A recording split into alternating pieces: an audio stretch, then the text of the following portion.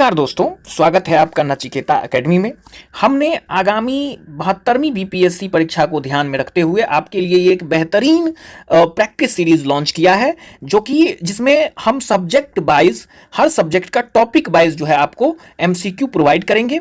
और ये जो एमसीक्यू होगा, ये जो प्रश्न होंगे, ये काफ़ी स्तरीय प्रश्न होंगे, जो अभी हाल के दिनों में जो बीपीएससी का पैटर्न रहा है, जो प्रश्न पूछने की प्रकृति रही है, ये उसके अनुरूप रहेगा। इसमें आपको तथ्यात्मक, अवधारणात्मक और वन लाइनर भी प्रश्न देखने को मिलेगा, और ये सिर्फ 25 क्वेश्चन आपके पूरे टॉपिक को तैयार कर देगा। ये आगामी 72वीं बीपीएससी से लेकर वनडे एग्जाम के तमाम विषयों को कवर करेगा। आने वाले दिनों में हर विषय का टॉपिक वाइज आपको यहाँ पे मिलेगा। हमने इतिहास के एंशिएंट हिस्ट्री के सिंधु घाटी सभ्यता से ये स्टार्ट किया है। आने वाले दिनों में इसमें आपको वैदिक से लेकर महाजनपद से लेकर बौद्ध जैन से लेकर मौर्य गुप्ता तक तमाम महत्वपूर्ण टॉपिक के 25 एमसीक्यू, आपको टॉप 25 एमसीक्यू प्रोवाइड कराया जाएगा। इसके साथ ही हम इसको हम प्रश्न वाइज बेहतरीन एक्सप्लेनेशन भी आपको प्रोवाइड करेंगे। तो आशा ही नहीं अपितु पूर्ण विश्वास है कि यह सीरीज आपके लिए काफी लाभदायक होगा। चैनल पर नए जुड़े हैं तो जरूर सब्सक्राइब कर लीजिएगा और अपने महत्वपूर्ण सलाह सुझाव कमेंट में जरूर रखिएगा। साथ ही दोस्तों, जैसे जैसे मैं क्वेश्चन करता जाऊंगा, आप लोग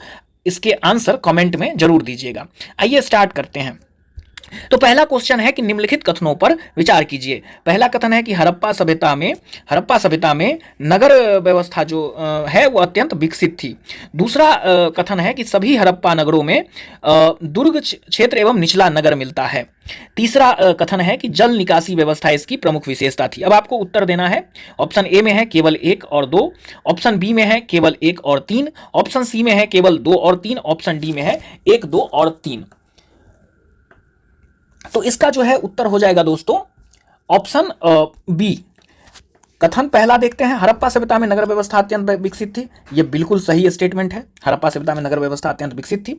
दूसरा है कि सभी हड़प्पा नगरों में दुर्ग क्षेत्र एवं निचला नगर मिलता है। यह गलत है, सभी हड़प्पा नगरों में यह नहीं मिलता है। मोहनजोदड़ो, हड़प्पा जैसे बड़े नगरों में तो जरूर मिलता है, लेकिन जो छोटे नगर थे वहां पे इस तरह की व्यवस्था नहीं थी। तो दूसरा जो कथन है वो हमारा गलत हो जाएगा।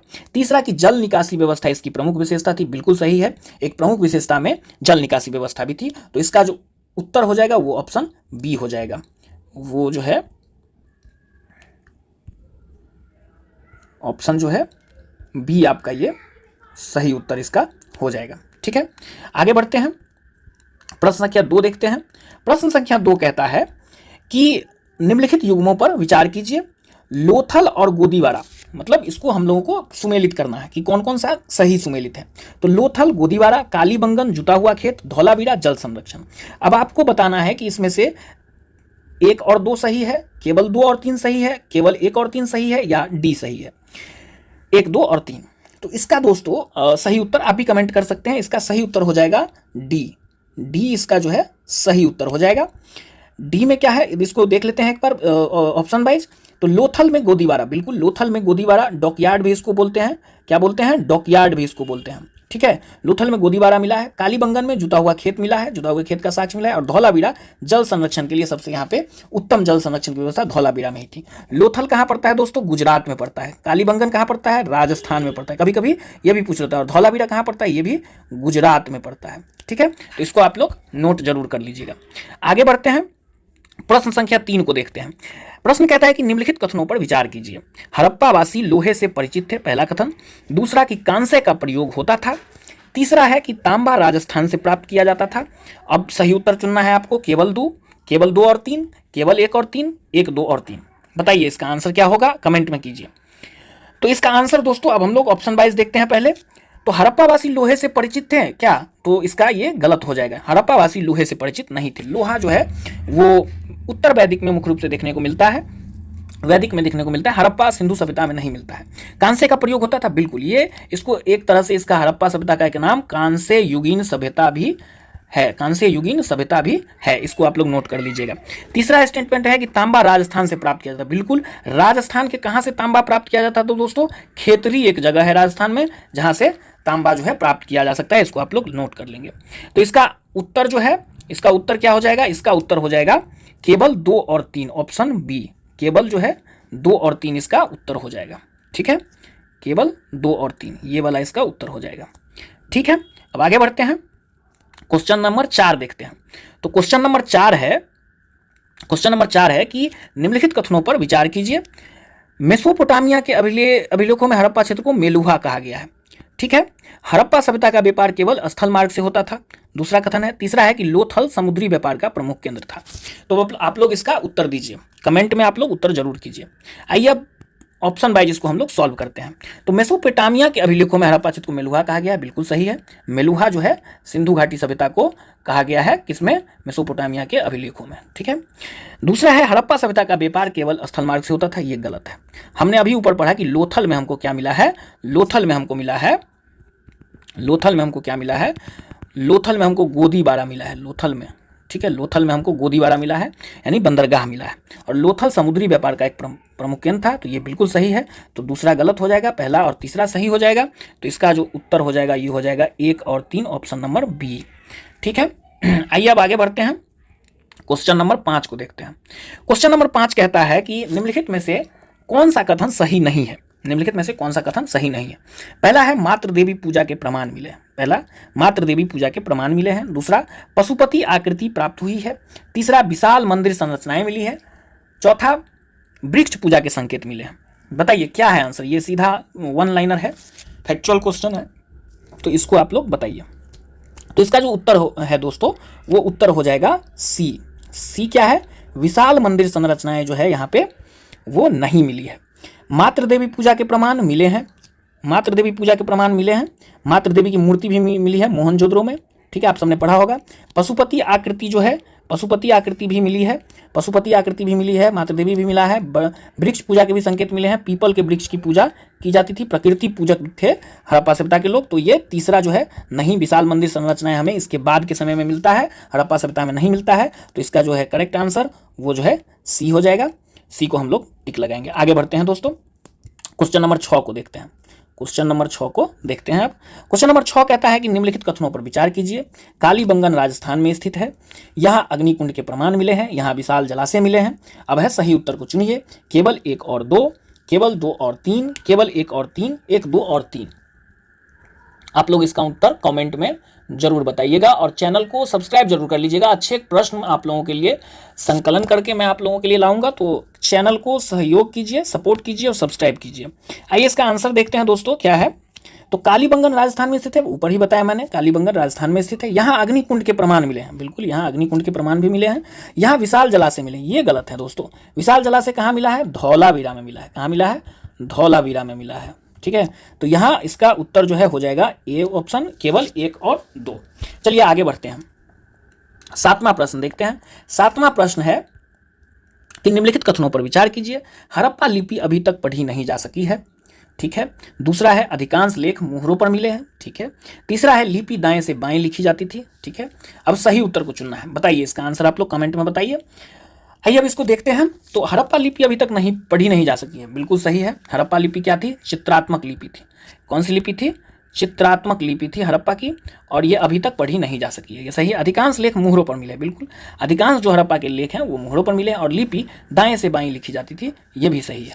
ठीक है, चित्रात्मक क्या होता है उसको समझना है तो अभी जो इमोजी टाइप का हम लोग देते हैं मोबाइल वगैरह पर, उससे समझिएगा, वही है चित्रात्मक लिपि। ठीक है, तो इसका उत्तर क्या हो जाएगा दोस्तों? 1, 2 और 3, डी हो जाएगा इसका आंसर। ठीक है, आइए आगे बढ़ते हैं। 8वां प्रश्न देखते हैं। 8वां प्रश्न क्या है कि निम्नलिखित में से कौन सा स्थल हड़प्पा सभ्यता से संबंधित नहीं है? बहुत आसान क्वेश्चन है, आप लोग बता सकते हैं। निम्नलिखित में से कौन सा स्थल हड़प्पा, तो इसका उत्तर हो जाएगा दोस्तों, देखते हैं एक एक ऑप्शन देखते हैं हम लोग। तो चनहुद्रो तो है, चनहुद्रो है, रंगपुर भी है, राखीगढ़ी भी है। सबसे बड़ा स्थल कौन सा है? राखीगढ़ी, हड़प्पा सभ्यता का सबसे बड़ा स्थल है ये। ब्रह्मगिरी इसका जो है दोस्तों उत्तर हो जाएगा, ब्रह्मगिरी। ब्रह्मगिरी क्या है? महापाषाण काल का स्थल है, महापाषाण काल का स्थल है, ये दक्षिण भारत से संबंध रखता है। ठीक है, तो ये आप लोग देख लेंगे। तो इसका उत्तर क्या हो जाएगा? ब्रह्मगिरी। ठीक है, चलिए आगे बढ़ते हैं। आगे बढ़ते हैं, प्रश्न संख्या 9 को देखते हैं। प्रश्न संख्या 9 कहता है कि निम्नलिखित कथनों पर विचार कीजिए। निम्नलिखित कथनों पर विचार कीजिए। हड़प्पा सभ्यता कांस्य युगीन सभ्यता थी, कृषि एवं व्यापार दोनों विकसित थे, घोड़े के व्यापक प्रमाण मिले। अब क्या होगा इसका उत्तर, बताइए। आप लोग अपने उत्तर कमेंट में जरूर देते रहिएगा, इससे आपको पता चलेगा कि आपके 25 में कितने प्रश्न बन रहे हैं। अंत में मैं इसका कट ऑफ भी दूंगा आप लोगों को कि कितने प्रश्न आपके सही हुए हैं, तो आपकी तैयारी अच्छी है। आइए उसका उत्तर देखते हैं। तो हड़प्पा सभ्यता कांस्य युगीन सभ्यता थी, मैंने ऊपर ही बताया, बिल्कुल सही है। कृषि एवं व्यापार दोनों विकसित थे, बिल्कुल सही है, कृषि और व्यापार दोनों विकसित थे। कृषि के भी साक्ष्य मिले हैं, बहुत से अनाज मिले हैं, जौ गेहूँ एटसेट्रा, और व्यापार जो है वो तो था ही, आप लोग जानते ही हैं। आगे है कि घोड़े के व्यापक प्रमाण मिले, ये गलत है। घोड़े के व्यापक प्रमाण आर्यों के आगमन के साथ होता है, आर्यों के आगमन, और आर्यों का आगमन कब होता है? वैदिक टाइम में होता है, वैदिक टाइम में, ठीक है। तो इसका उत्तर क्या हो जाएगा? उत्तर इसका हो जाएगा केवल 1 और 2, ऑप्शन ए। आगे बढ़ते हैं, 10वां प्रश्न है। 10वां प्रश्न है कि मोहनजोदड़ो के संदर्भ में निम्नलिखित कथनों पर विचार कीजिए। इसका अर्थ मृतकों का टीला है, इसका अर्थ मृतकों का टीला है। महान स्नानागार यहीं मिला है, यह रावी नदी के किनारे स्थित था। तो बताइए इसका आंसर क्या होगा? आइए एक एक करके इसका ऑप्शन देखते हैं। इसका अर्थ मृतकों का टीला है, बिल्कुल सही है। मोहनजोदड़ो का शाब्दिक अर्थ होता है मृतकों का टीला। यहाँ महान स्नानागार मिला है, ये यहाँ की सबसे बड़ी जो है खोज थी कि यहाँ पे एक महान स्नानागार मिला है जहाँ पे धार्मिक अनुष्ठान के लिए लोग नहाते थे। यहाँ रावी नदी के किनारे, यह रावी नदी के किनारे स्थित था, ये गलत है, ये सिंधु नदी के किनारे स्थित था। तो रावी नदी के किनारे कौन स्थित था? हड़प्पा। हड़प्पा जो है रावी नदी के किनारे स्थित है। ये जो मैं लिख रहा हूँ स्क्रीन पे, ये आप लोग अपने नोटबुक में जरूर लिख लीजिएगा, ये आगे काम देगा। तो इसका दोस्तों आंसर क्या हो जाएगा? इसका आंसर हो जाएगा आपको केवल 1 और 2, ऑप्शन ए, ठीक है दोस्तों। 10 क्वेश्चन हो गया। आप लोग स्कोर कमेंट कीजिएगा कि 10 में आप लोगों के कितने सही हुए हैं। और इसका पीडीएफ जो है आपको अगर आप लोग कमेंट करेंगे तो टेलीग्राम में दे दिया जाएगा। टेलीग्राम का लिंक जो है आपको चैनल के बायो में या डिस्क्रिप्शन में डाल दिया जाएगा, ठीक है। आइए आगे बढ़ते हैं। प्रश्न संख्या 11 को देखिए। प्रश्न संख्या 11 कहता है कि निम्नलिखित कथनों पर विचार कीजिए। धौलावीरा वर्तमान गुजरात में स्थित है, तो ये जो है बिल्कुल सही है। धौलावीरा वर्तमान में गुजरात में स्थित है। इसके बाद है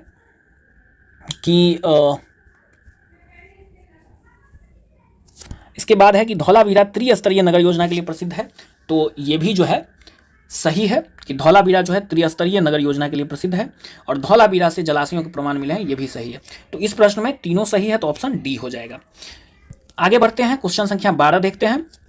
क्वेश्चन संख्या 12 कहता है कि निम्नलिखित में से कौन सा युग गलत सुमेलित है?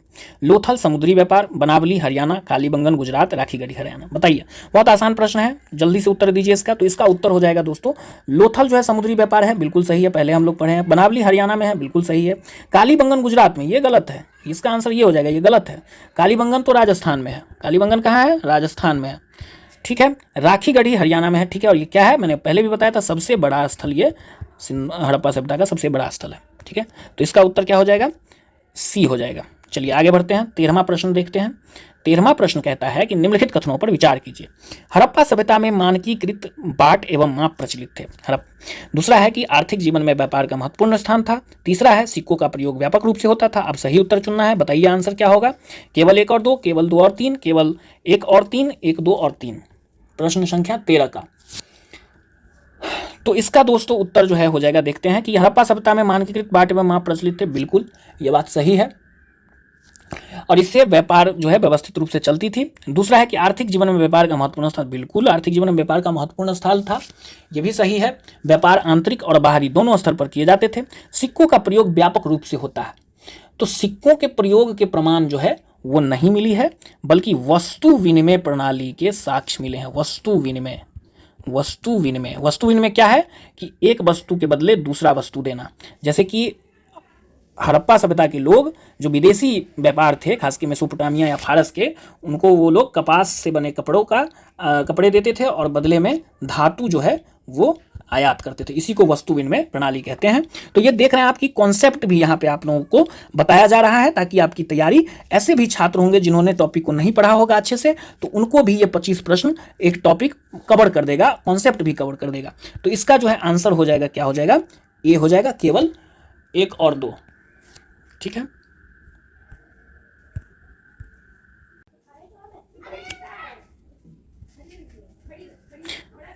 चौदह नंबर क्वेश्चन देखते हैं। तो 14 नंबर क्वेश्चन कह रहा है दोस्तों कि चनहुद्रो, निम्नलिखित कथनों पर विचार कीजिए। आप लोग उत्तर अपना कमेंट में देते रहिएगा कि चनहुद्रो मनका उद्योग के लिए प्रसिद्ध था। तो बिल्कुल सही है, चनहुद्रो जो है मनका उद्योग के लिए प्रसिद्ध था, ये सही स्टेटमेंट है। लोथल से अग्निकुंड मिले हैं, ये गलत है। अग्निकुंड कहाँ से मिले हैं? पहले बताया मैंने आपको, कालीबंगन से मिले हैं, कालीबंगन से मिले हैं, ठीक है।